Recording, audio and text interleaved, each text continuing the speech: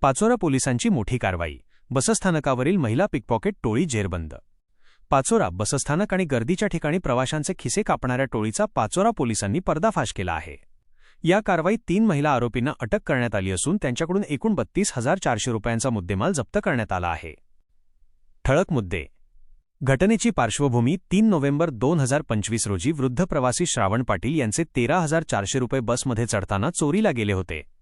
सापळा आणि अटक. 23 फेब्रुवारी 2026 रोजी संशयास्पदरित्या फिरणाऱ्या 3 महिलांना निर्मला जोशी, सोनाली विधाते, उषाबाई ऐकणार व सर्वरा जामनेर जालना पोलिसांनी ताब्यात घेतले. कबुली व जप्ती. चौकशीत आरोपींनी गुन्ह्याची कबुली दिली. पोलिसांनी त्यांच्याकडून चोरीचे एकूण 32,400 रुपये रोख हस्तगत केले आहेत. पोलीस पथकाचे यश. पोलीस अधीक्षक महेश्वर रेड्डी व पोलीस निरीक्षक राहुलकुमार पवार यांच्या मार्गदर्शनाखाली गुन्हेशोध पथकातील राहुल शिंपी, अशोक हटकर व महिला कर्मचाऱ्यांनी ही धाडसी कारवाई केली.